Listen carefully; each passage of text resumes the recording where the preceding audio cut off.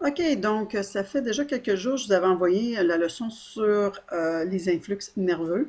OK, alors comment se produit un influx dans un neurone? Alors à partir des dendrites vers les axones. Aujourd'hui, vers le bout des boutons terminaux de l'axone. Alors aujourd'hui, je vais vous parler de deux choses. Premièrement, il y a un type d'influx nerveux chez certains neurones qui est très rapide. Et je vais vous expliquer ça, c'est l'influx dans les neurones myélinisés.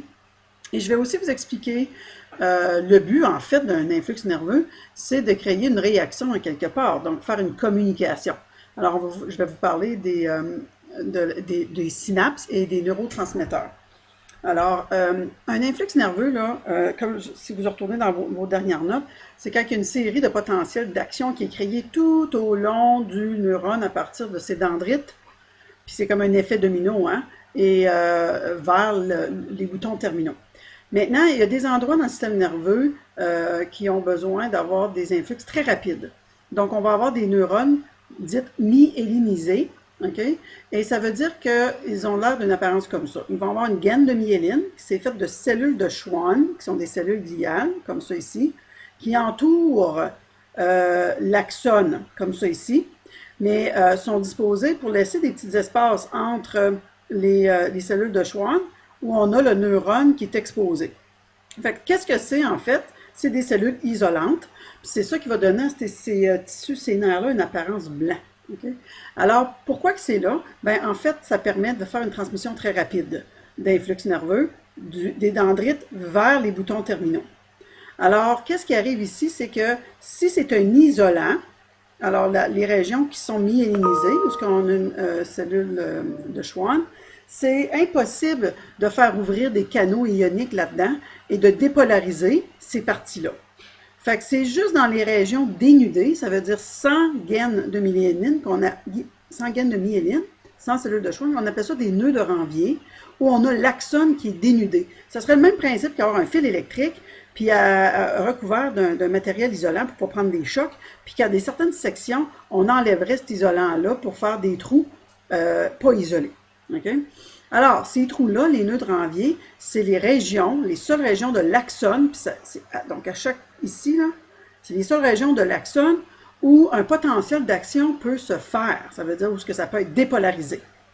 Puis qu'est-ce que ça a comme effet? Si vous lisez les notes, là, bon, ben, on commence avec la dépolarisation au niveau des dendrites, là, les mêmes étapes, là, seuil de potentiel latin.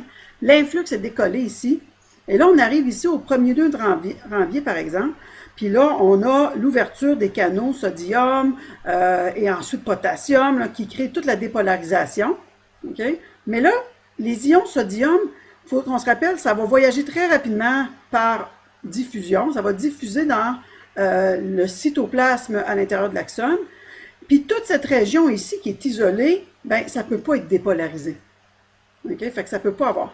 Qu'est-ce qui arrive rapidement? Les ions sodium s'en viennent ici dans le prochain nœud de Ranvier, où ce qu'on va avoir des canaux là, qui vont commencer à s'ouvrir. Et puis ça veut dire que l'influx va partir d'ici et sauter là, sauter au prochain, sauter au prochain, sauter au prochain, jusqu'à temps qu'on arrive au bout de l'axone, au bouton terminaux. Donc, en d'autres mots, c'est des potentiels d'action qui sont forcés de sauter de nœud de Ranvier en nœud de Ranvier. Puis on a à ce moment-là ce qu'on appelle une conduction saltatoire, ça saute, et puis ça peut augmenter la vitesse de propagation comme à partir de 0,5 mètres par seconde à une vitesse de transmission de 120 mètres par seconde. C'est extrêmement rapide. OK? Ensuite, qu'est-ce qui arrive à la fin, quand le potentiel d'action, fait qu'on a tout dépolarisé, bang, bang, bang, tout au long, on arrive au bout de l'axone, aux boutons terminaux. Alors, les boutons terminaux sont un lieu de communication avec quelque chose d'autre. C'est soit un effecteur, comme ça peut être un muscle, avec lequel le neurone communique pour faire contracter le muscle ou le faire décontracter. Ça peut être aussi une communication qui a besoin de se faire avec un autre neurone. Okay? La voie neurale, la plus simple, c'est un neurone avec un autre neurone ou un neurone avec un effecteur. Mais dans le système nerveux, là, on peut avoir en fait un influx nerveux qui fait communication avec un neurone puis 100 autres neurones, okay? Ou des connexions.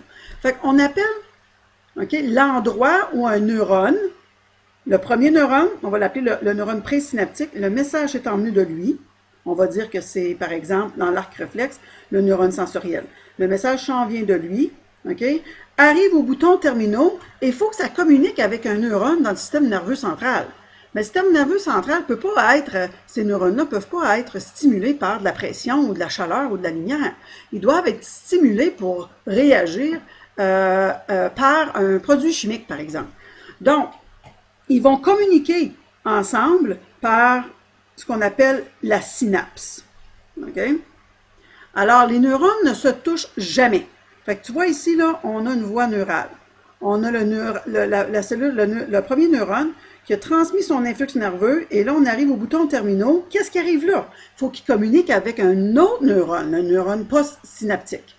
Entre les deux, il y a un espace très, très mince qu'on appelle l'espace interneural, et c'est là où ils communiquent ensemble, ils font synapse. Ils ne se touchent pas, les neurones. Okay? Ce n'est pas par contact que ça communique ensemble, c'est par l'effet où le premier neurone va libérer des messagers chimiques qu'on appelle des neurotransmetteurs.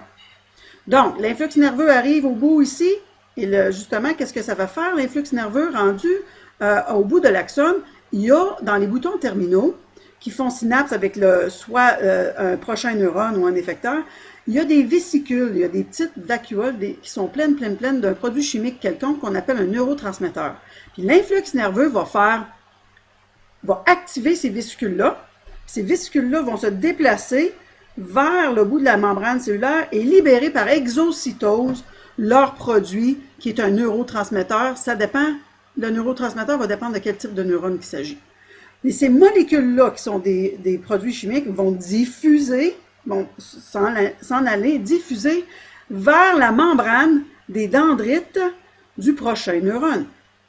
Alors, quand il va avoir assez, puis là, cette membrane-là contient des récepteurs, OK, qui vont attraper les neurotransmetteurs, et là, qu'est-ce que ça va faire? Bien là, quand il va avoir assez de neurotransmetteurs au récepteur, ça va déclencher l'ouverture des canaux à sodium, et puis là, on va avoir du sodium qui va rentrer en dedans, ça va dépolariser la membrane du deuxième neurone ici, puis quand ça atteint le potentiel de seuil, bien, bang, on envoie un influx nerveux qui est déclenché là. OK? Alors, quand on parle de synapse, c'est en fait la façon dont les neurones communiquent ensemble. Alors, on a le neurone présynaptique qui a l'influx nerveux initial, et là, quand ça arrive au bout de ces boutons terminaux, ça fait ouvrir des vésicules qui contiennent des neurotransmetteurs spécifiques.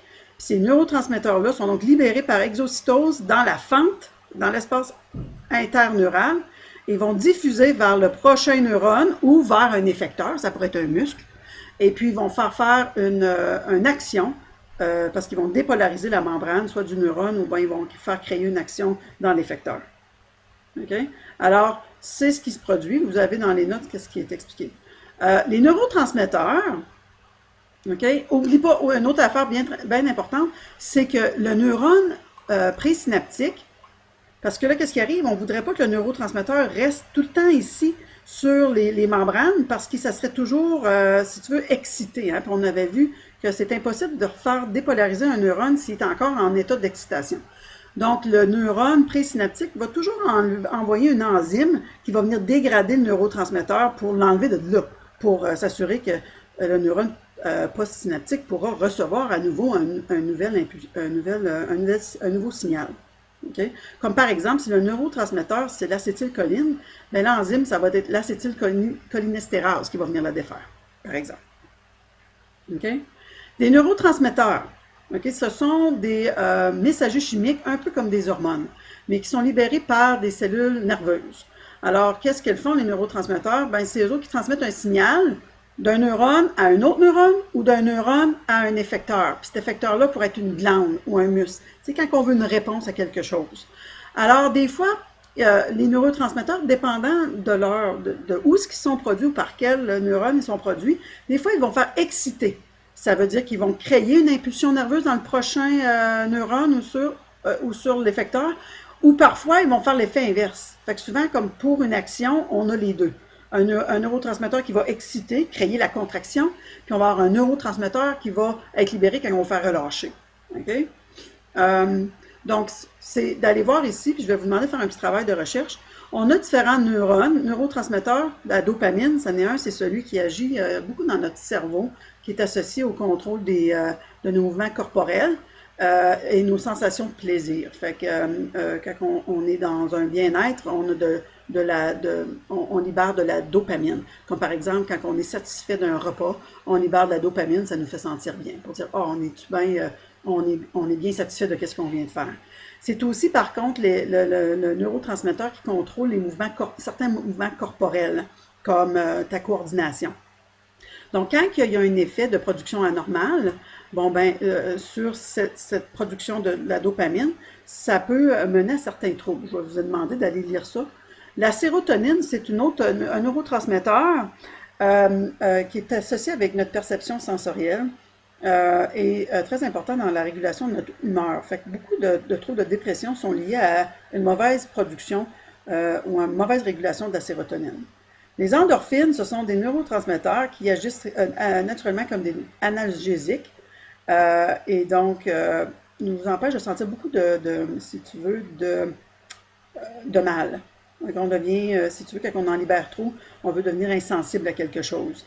La noradrénaline, l'épinéphrine, alors ça, c'est un neurotransmetteur très important, surtout associé à l'excitation et à stimuler notre système nerveux à libérer du glucose quand on fait face à un stress. Okay? Sauf, encore là, il y a des troubles associés quand on en produit trop, et je vais vous apporter à aller regarder dans le tableau pour ça. OK?